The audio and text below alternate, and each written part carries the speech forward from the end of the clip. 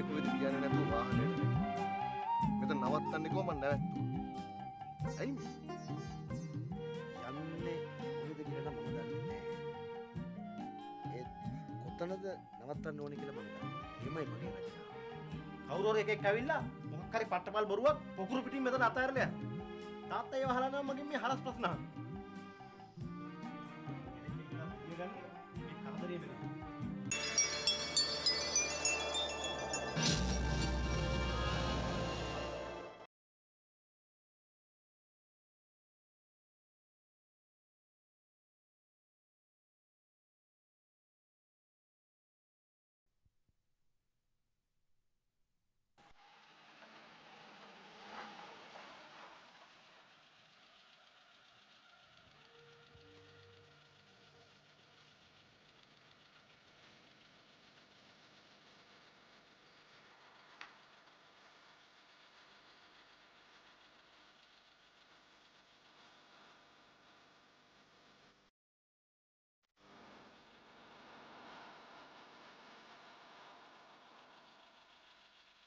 ටිකක් කතා කරන්න ඕනේ. අපි යමු. යන්.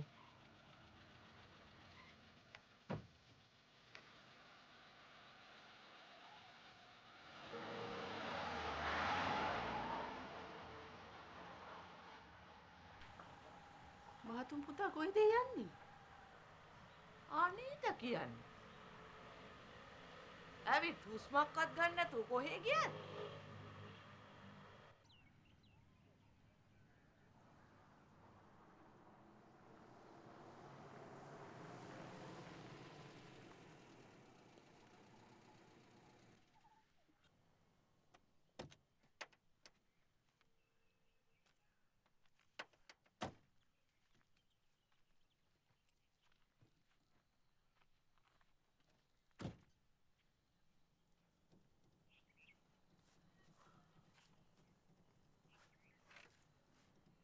යන්නේ කොහෙද කියන්නේ නැතුව වාහනේට නැග්ගා. මෙතන නවත්තන්නේ කොහොමද නැවැත්තුවා? ඇයි මේ? යන්නේ කොහෙද කියලා මම දන්නේ නැහැ. ඒත් කොතනද නවත්තන්න ඕනේ කියලා මම දන්නවා. එහෙමයි මගේ රචනාව. ඒ රචනාව නම් බොහොම වටිනවා. මට නිවාඩු ලැබෙන්නේ කලාතුරකින්. ඒ නිවාඩුවට ආපු හැම දවසකම මම දැක්කේ ලොක්කිගේ ඇස්වල කඳුළු. සහෝදරයා මම කැමති නෑ ඔය කඳුළු රචනාවලට. ආලා ඇතිනේ ගෑනුන්ගේ කඳුළු ගැන. ගෑනුන්ට කඳුළු දෙවර්ගයක් තියෙනවා. එකක් දුකට. අනිත් එක අනිත් අයව රවට්ටන්න. ඇයි?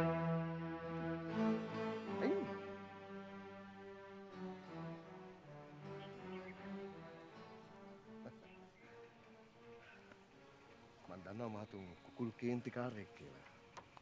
ලොක්කි ගැන අර විදිහට හිතන්න එපා. ලොක්කිගේ ඇස් වලින් කඳුළු කඩාගෙන වැටෙන කාවත් රවට්ටන්න නෙවෙයි. දුකට. මේත්‍රාංජලිගේ ඇස් වලින් දුක කියනකට මං කැමති නෑ. මෙමනේ මහතුන් අයියේ.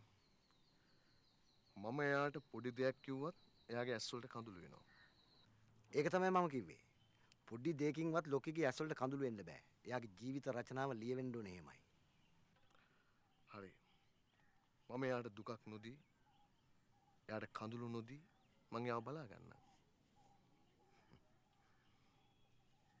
මං දන්නවා මස්සිනා නෑනට ගොඩක් ආදරෙයි කියලා. ඒ වගේම තමයි මමත්. මාත් නේත්‍රට ගොඩක් ආදරෙයි. වර්ධවා වටහා ගන්න එපා. මගේ ජීවිත කාලේ පුංචි කාලේ මේ දැන් ඉස්සරහටත් ලියවිලා තියෙන්නේ ආදරේ වෙන්න ඇති. මටත් වැඩි නෑ. මම එහෙම කියන්නේ නෑ. මෙතන වෙනසක් තියෙනවා. ලොක්කිට මගෙන් හැමදාම ලැබෙන ආදරේ වගේමයි කිසිම දවසක ලොක්කිගෙන් මට ලැබෙන්නේ නැති ආදරේ. ඒක ලැබෙන්නේ සහෝදරයාට. කියන්නේ මේ මට. ඒක සහෝදර ප්‍රේමයට ලියන රචනාවක්. ඒ ආදරයට ආදරය කරන්න දුක දෙන්න එපා. මං යන්න.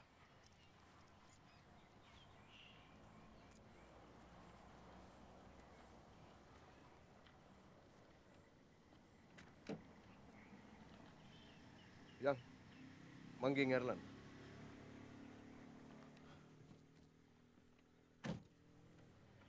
අර්ජුන යන්න. මට ටිකක් තනි වෙන්න ආසයි.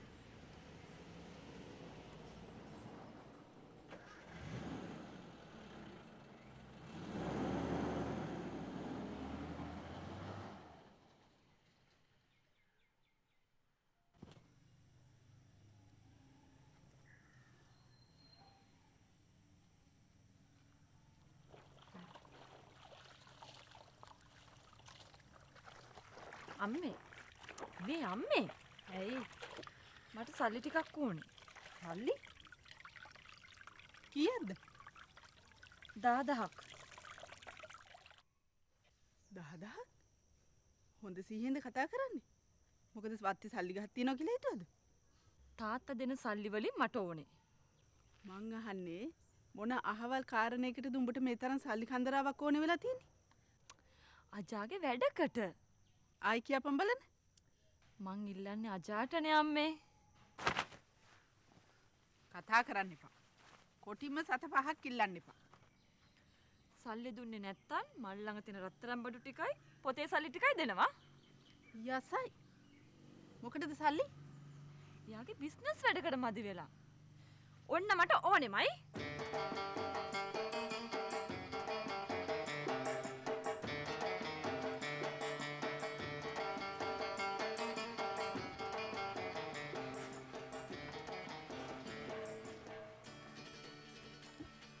වැඩි හරි ගියේ නෑනේ. මන් දන්නවා. ඔන්න ඔය හින්දා තමයි අපේ අම්මලා තාත්තලා මේ මගුලට විරුද්ධ වුනේ. අනේ අජා. අපේ අම්මලා තාත්තලා මගේ බිස්නස් වලට ලක්ෂ ගණන් වලින් උදව් කළේ. මං දැන් ඒගොල්ලන්ගෙන් වෙන් වෙලා ඉල්ලා අසරණ වෙලා. ඔයා දවසකට කල්ලින්ට ගන්නකෝ. මම වල කොහොම හරි ඉඳලා දෙන්නම් අම්මගේ. පරිශුවර එකට මිල්ලා දෙන්න පුළුවන්. එහෙනම් මට ටික දවසකට ෂේප් කරගන්න පුළුවන්. මම ඔයාට අරන් දෙනවා මයි අජා. ඇත්තට හිරන්ත ඕමේ නමයා පුතා මොනවාද පුතා මෙතන නිදි ගන්න තැනක්ද? තාත්තා හොඳටම බැන්න. ඔයා මේ දවස් ටිකෙම ගෙදර ආවේ නැහැ කියලා. ඇයි පුතා හිඟන්නෙක් වගේ ගෑරේජ් එකට වෙලා බුදිය ගන්නේ? හිඟන්නෙක් නෙවෙයි නම් මං කෝටිපතියෙක්ද? ගෑරේජ් එකේ නිදාගන්න එක මට සැනසෙල්ල. එතකොට තාත්තයි මායි හම්බ කරනවා කාටද? මං කොහොමද දන්නේ? ඒ කාට නැති සල්ලි මොනවටද? පුතා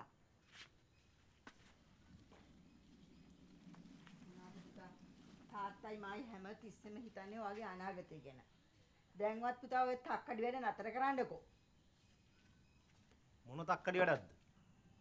මම මේ ගෑරේජ් එකට වෙලා දුක් විඳලා කීයක් හරි හම්බ කරගන්න හදනවා. මමියු ඔය දැන්නද? මේවා කතා කරන්න ඕන අම්මලා පුතාලා එකට තියලා. මේ තාත්තලා පුතාලා ඕවා බේරුම් කරගන්න. මාව ගාව ගන්න එපා. මේ මොකද මේ? මොනවා ගැනද මේ කියන්නේ හදන්නේ? ඇයි කවුරු හරි ඇවිල්ලා ගිනි තියලා ගියාද මං කියන්නේ බොරුවක් කියලා? ඔව්. හනුමන්ත ඇවිල්ලා ගිනි තියලා ගියා. තමුසේ අර හංගගෙන ඉන්න සීතා දේවි ගැන කියලා. මං කිව්වේ කවුරු හරි එකෙක් ඇවිල්ලා මොකක් හරි පට්ටපල් බොරුවක් පොකුරු පිටින් මෙතන අතහැරලා යනවා. තාත්තා ඒව අහලා නම් මගෙන් මේ හරස් ප්‍රශ්න අහනවා. මං ගෑරේජ් එකට වෙලා බුදිය ගන්නේ මේ කරදරේ බැරි හින්දා. ඔය පේනවනේ? ඔය හීන් සැරේ මාරුවෙන්න බලන්න. අයියේ එන්න තේ බොන්න.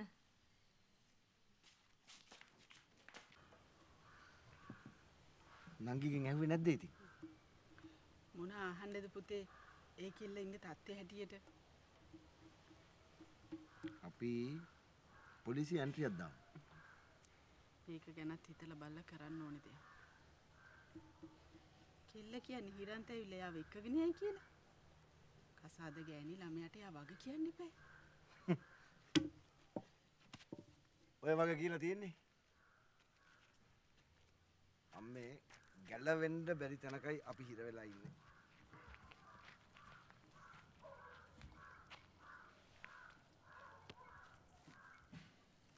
අනේ පුතේ අපි මේ ප්‍රශ්නේ විසඳ ගමුකෝ.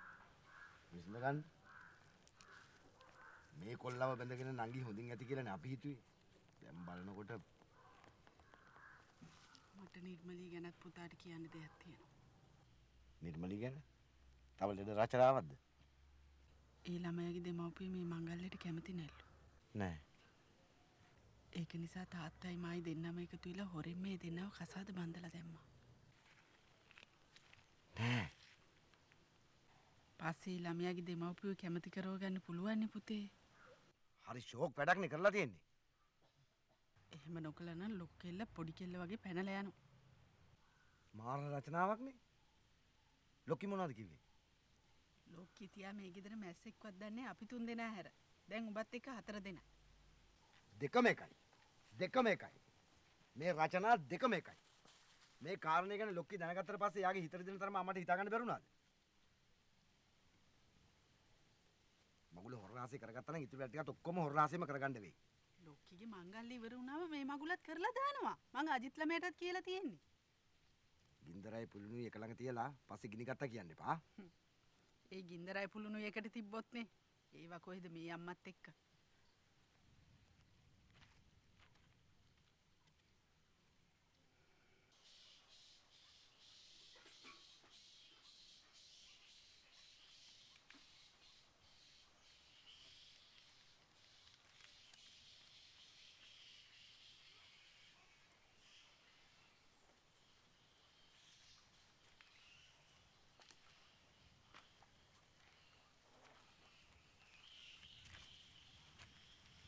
මට නම් දැන් මේ ගමන යන්න හිතෙන්නෙම නැහැ.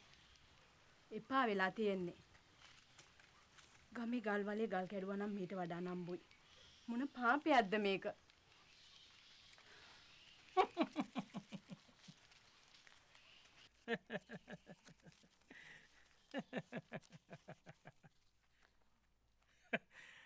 මාසෙකට දෙකකට සැරයක් මහත්යත් එක්ක වත්තට යන එක පාප කර්මයක් වෙන්නේ කොහොමද ගොං එල දෙන? ඈ? උදේ හවසේ දෙවියන් විකුණගෙන කන හින්දා මේවා පව් හැටියට පේන්නේ කරුමේ. මගේම කරුමේ. මාසෙකට සැරයක් ගෙදරට රුපියල් 1000 ගන්නක් අරින්න කොහොමද මෝඩියේ වළම් පිඟන් විතරක් හොදලා ඈ? මේ හන්දම තමයි මාත් මේ ගමන යන්නේ. මොනවා වුණත් වැදු අම්මට සලකන්න ඕනේ. රති උඹ මේ ගමන්ට ඇල්ලා මා දෙවියන් ඉදිරි විරුද්ධ වෙනවා. දැන් උඹ කුල සූර්යගේ ගැටේට අහු වෙලා ඉවරයි. උඹ විතරක් නෙවෙයි. මේ මාත් අහු වෙලා ඉවරයි. ළඟදීම දවසක ගල්පල්ලි යන්න සිද්ධ වෙනවා. ගල්පල්ලි? ඔව්. බොහෝ ඉක්මනට මේවට අච්චු ලැබෙනවා. දන්නවද වැඩ? ඈ? හමුදාවේ ඉන්න මහතුන් මහත්තයා. මහතුන් මහත්තයා? ඔව්. මහතුන් මහත්තයා ආපු දවසක සුරංග මහත්තයා 10 11 වගේ අපෙන්නවා. මොකද පාරටම කලබල වුණේ? එදා මට දුන්න 10 11 හොර නෝටු නේද? උඹේ මාරු කරාද? එකක් මාරු කරා. කොහෙද? මේ ගෑස් කඩේද? පරිස්සමෙන් රති පරිස්සමෙන්. ඇත්ත කියන්නේ ඒව හොර නෝටු නේද? ඔව් ගෑණී ඔව්. ඒව අච්චු ගැස්සෙව්වේ කුලකෝ සිරිසර්. ඒව අච්චු ගහන දන්නේ එහෙ ඉන්න සුරංග මහත්තයා. තේ හාමුදුරුවනේ. ඉස්කෝල නෝන දැනගත්තොත් පප්පු පෙළ මැරිලා යයි. කට. ඉස්කෝල් නෝන්ට ආදරය කරන්න ඉස්සෙල්ලා උඹට ආදරය කරන්න බලපන්. කොයි කරුණ බැලුවත් අපට මොකෝ කියලා හිතපන්.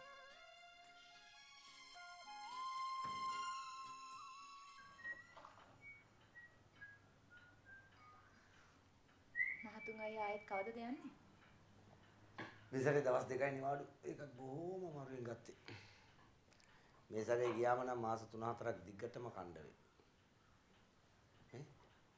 සුරංගයාගේ කම්පියුටර් වැඩේ මනෝරිට කියලා කරලා දෙන්න වෙයිනේ. මනෝරිය ගැන පොරොන්දුනා මහතුන් අයියේ. කම්පියුටර් ග්‍රැෆික්ස් ගැන සුරංගට තින් හොඳ දැනුමක් තියෙනවානේ.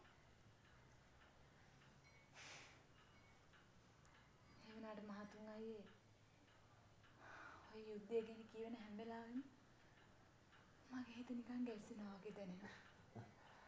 අපිටත් ඉතින් එහෙදී එහෙම තමයි. දුවනකොට බඩ ගාගෙන යනකොට හිතෙන්නේ දැන් වදී කියලා. ඒ වෙලාවට නම් ඉතින් ගෙදර සී වෙනවා. පපුව පුරාම ගිඩි ගන්නවා. මට මහතුන් අයියා ගැන ලොකු ආඩම්බරයක් දැනෙනවා. ඒක හොඳයි. ආදරයක් ඇති වෙනවට වඩා ලෝකෙක හිතේ ආඩම්බරයක් ඇති වෙන එක හොඳයි. මස්සිනාගෙන ආඩම්බර රචනාවක්. මොකද දන්නවද? මගේ හිතේ ඔයාගෙන තියෙන ලොකු ආඩම්බරයක්. ඉස්සර මං හිතුවේ මහතුන් අයියේ හමුදාවට බැඳෙන හැමෝම නපුරු අය වෙනවා කියලා. සොල්දාදුවෙකුට සාන්තුවරයෙක් වගේ ඉන්න බෑනේ ලොක්කියේ. එයාගේ රස්සාව යුද්ධේ. හැබැයි ඉතින් එයා මිනිමරුවෙක්වත් පව්කාරයෙක්වත් වෙන්නේ නැහැ. ආන්න එහෙමයි රචනාව. මහතුන් අයියා ඔහොම කතා කරනවා දකින්නකොට මට හරි ආසයි. මොකද මහතුන් අයියා ඉස්සර ඔහොම කතා කරේ නැහනේ. දන්නවද ලොක්කියේ සාන්තුවරයයි පව්කාරයයි අතර තියෙන වෙනස? සාන්තුවරයා කියන්නේ පව් හොදලා දාපු, පව් සමා කරපු පව්කාරයාගේ අලුත්ම ජීවිත රචනාවට. ෂා හරි අපූරුයි. හැබැයි කොහොම වෙතත් මට දුෂ්ටයාගේ පව්කාරයාගේ රචනාව ලියන්න වෙයි වගේ. මහතුන් අයියේ මට පේනවා ලොක්කී. මට දැනෙනවා. නංගි අමාරුයි වෙట్లా කියලා. ඔය පරයා හිරු. මම කව මෙදා පාර මරලයි පස්ස බලන්නේ. මේ මහතුන් අයියේ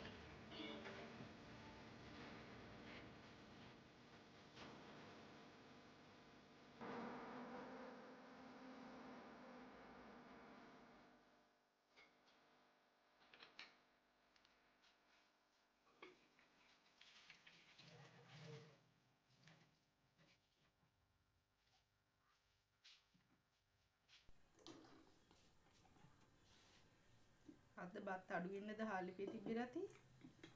උදෙන්ම ඉස්කෝලේ නෝනාගෙන් ඕඩරේ ලැබුණා. ගෙදර ඉන්න අයට හරියන විතරයි හාල් දුන්නේ. අහක දාන්න බත්තු යන්නේ කොයි ගෙදරද අද රටේ?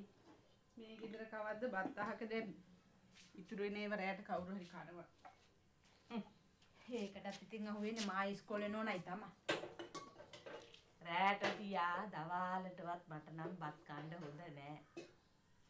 අද බත්තකට ලුණු දෙමු නැද්ද රති?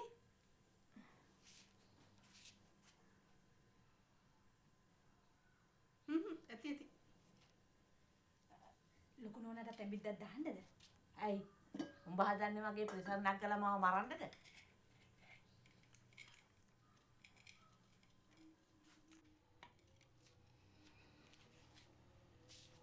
දැන් මේ ගෙදර බත් හැලිය බත් කන්නේ අපේ දූලා දෙන්න විතරනේ. අක්කගේ දූලා දෙන්නම. ඇයි මල්ලිකෝ මේ ගෙදර හැලියේ බත් ඉදුනේ නැත්තම් නිර්මලී නිසංසලයි කොහේ ගිහින් කන්නද? මොකෝ අපේ කෙල්ලෝ දෙන්නට වාගේ හරි හම්බ කෙරිල්ලක් තියෙනවා උන්ට. මොකෝ මල්ලිකා නෝනා කාලේ ඉවරද? පල නොකිය පලා බෙදනවනේ. අනේ මේ එක වහලයට එක හැලියේ බත් කාගෙන ඉන්න මං කාට පලා බෙදන්නද? මොන දෙයට ගහ බැන ගත්තත් කන බත් පතර ගහ බැන ගන්න හොඳ නෑ නෝනා. ආනේද කියන්නේ. ඉඳලා උඹත් හොඳ දෙයක් කීවා. අපි මේ මොන දේ කරන්නේ බඩට බත් හැටයක් දාගන්නනේ නෝනා. නෝනා කණ්ඩ.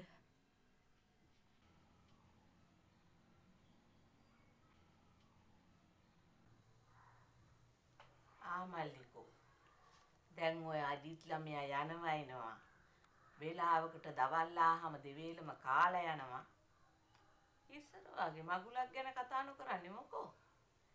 ලොකුවට මගුලක් ගන්න බෑ කියන්නේ යනලු. අනිත් එක මේ පොඩි කෙල්ලගේ වැඩේ. මගුලක් ගන්න පුළුවන් එකක් ඈ. ඕ කෙල්ල ගැන මතක් කරනකොටයි මට මතක් වුණේ. ඇරති නිසංසලා නෝනාට බත් ටික ගිහින් දුන්නේ. පව් කියලා හිතෙනවා නෝනා. කාමරේටම වෙලා හිරකාරියක් වගේ ඉන්නවා. ගෙනිහින් දුන්නාම බත් ටිකක් කනවා. මල්ලිකෝ ඉස්සරට වඩා කෙල්ල ගැන ඔහිට වැඩිය හොයලා බැලුවා නම් තමයි හොඳ. මොන වැරද්ද කරගෙන ආවත් දැන් ඉතින් දරුවෙක් හම්බ වෙන්න ඉන්න අම්මා කෙනෙක්නේ. ආයිබෝන් මුස්සිනෝ දෙනාට. මා දැන් මේ කතා කරන්නට යන්නේ ටෙලිවිව් TV කියන YouTube channel එක ගැන. ටෙලිවිව් කියන ආයතනය ගැන ඔබ මීට කලින් පොදාකාරව අහලා තියෙන ආයතනයක්. ඉතින් මේ ආයතනයේ නිර්මාතෘ සුනිල් රත්නායක මහතා ගැන මම අමුතුවෙන් ඔබට කිව යුතු නැහැ. එතුමා ශ්‍රී ලංකාවේ මාධ්‍ය ක්ෂේත්‍රයට පුරෝගාමී මෙහෙවරක් කරපු කෙනෙක්. මාධ්‍ය ක්ෂේත්‍රයට නව දේවල් හඳුන්වා දුන්න. ඒ වගේම මාධ්‍ය ක්ෂේත්‍රය දියුණු කරන්න විශාල මෙහෙවරක් කරපු පුද්ගලෙක්. ඉතින් එතුමාගේ නව පියවරක් විදිහට එතුමා කල්පනා කරලා තියෙනවා සමාජ ජාල වෙබ් අඩවිත් එක්ක සම්බන්ධ වෙන්න. ඉතින් එහි මුල් පියවර විදිහට එතුමා නිර්මාණය කරලා තියෙනවා ටෙලිවිව් TV කියලා YouTube channel එකක්. මේ YouTube channel එක හරහා එතුමා උත්සාහ කරනවා මේ සමාජ ජාල වෙබ් අඩවි කියන මේ පරිසරය තුළ ශිෂ්ටත්වයකින් යුතු පරිසරයක් නිර්මාණය කරන්න. එතනදී එතුමා කල්පනා කරලා තියෙනවා අධ්‍යාපනික විනෝදාත්මක ඒ වගේම සමාජීය යහපතක් ඇති කරන්නට සමත් වෙන විවිධ දෑ මේ YouTube channel එක හරහා සමාජයට මුදා හරින්න. ඉතින් මේ සියලුම කාරණා සමග ඔබටත් එක්කාසු වෙන්න පුළුවන් ටෙලිවිව් TV කියන YouTube channel එක subscribe කරන්න. මම ඔබ සියලුම දෙනාගෙන් ඉල්ලනවා මේ channel එක subscribe කරලා ටෙලිවිව් TV එක්ක එකතු වෙන්න කියලා. බොහොම ස්තුතියි.